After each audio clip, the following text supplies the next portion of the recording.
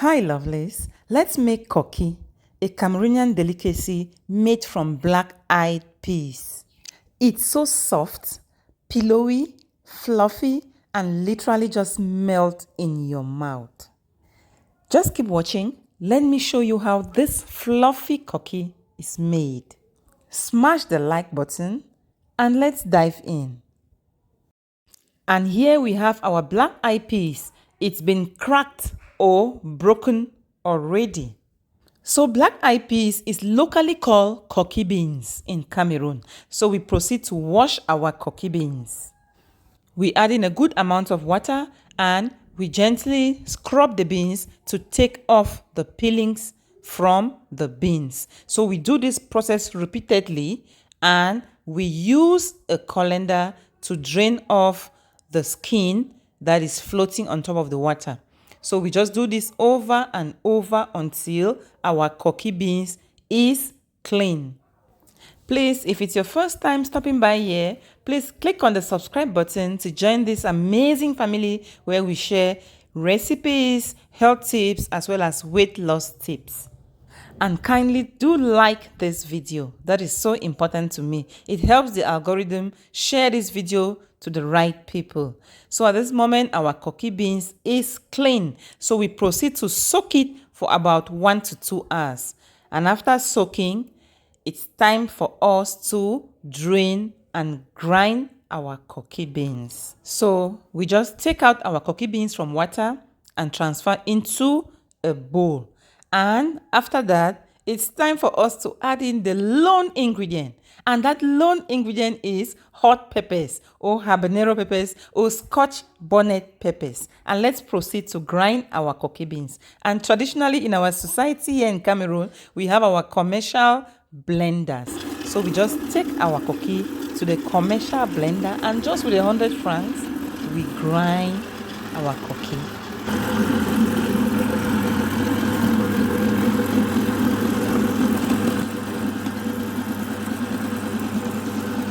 And to have that fluffy Koki, you need to grind without water.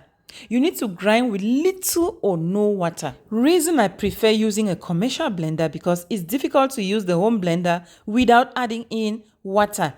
And here we have our banana or plantain leaves already warmed and cleaned.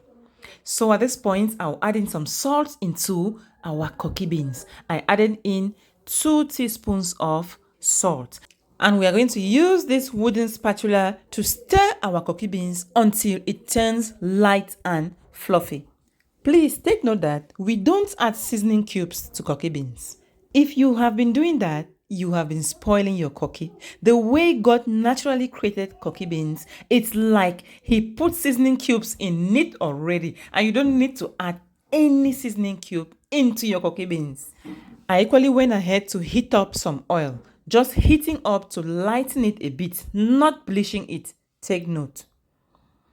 So it's time for us to preheat our pot. Since we are steaming, we have to preheat our pot ahead of time. And I will place this iron rack at the bottom of the pot so that our Koki doesn't come in direct contact with water. So after stirring our Koki for about 5 to 7 minutes, it has become so light and fluffy. At this point, it is just okay. So we come in with some hot water, very hot water. I mean water you can't withstand to touch with your bare hands. If you add in cold water at this point, you are going to lose the air bubbles you trapped in while stirring your Koki. So once your Koki beans becomes light and fluffy, everything you add into it has to be hot. Your palm oil has to be hot, your water has to be hot so that you maintain the air trapped in while stirring. This is just my little secret to having the fluffiest Koki ever. And you must not necessarily use a mortar. As you can see, I did everything in a bowl and we have our Koki light and fluffy. So you add in water till you achieve this consistency. It shouldn't be too watery. And it's time for us to tie our Koki. So we use a bowl so that we create a well in the middle of the leaf. And into that well, we add in our Koki paste. You add in just enough for that size of leaf. And I always like adding in my oil into the leaf. So if you like, you can just pour in your oil into the bowl and mix everything at once. But I just enjoy doing mine this way.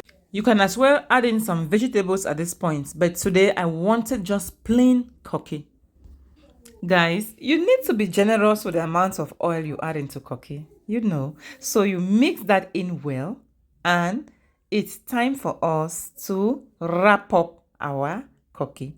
Just watch as I wrap up the koki. Please give this video a like if you haven't done so yet. Please, that is so important to me. And traditionally, we use banana ropes to tie our koki. So I'll go ahead to tie the koki with this banana rope. Just watch keenly. It's so easy. So make sure to fasten that well so that during boiling, water doesn't enter into the koki. Take a look at our bundle of koki.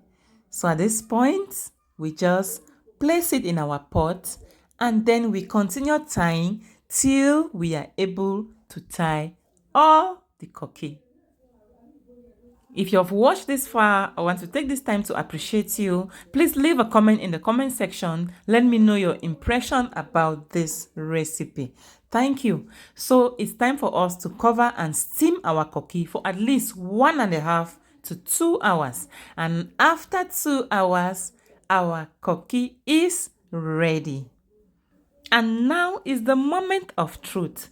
Let us take out a bundle of koki and see how it looks like.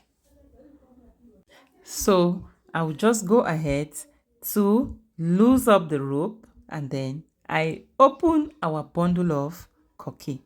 Let us see how the inside looks like. Just take a close look. Wow. The aroma is so nice and our koki is looking so light, so fluffy. And you can even see little air gaps in the koki. Look at the little holes on the koki, showing how fluffy our koki is. At this point, I went in with my hands and started tasting.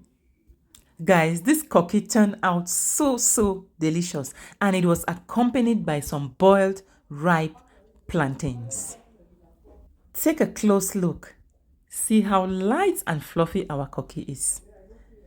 I want to thank you so much for watching. Please do give this a try and come give me a review in the comment section. I will be waiting. Thank you so much for watching. Stay blessed and I will see you in another video. Bye-bye.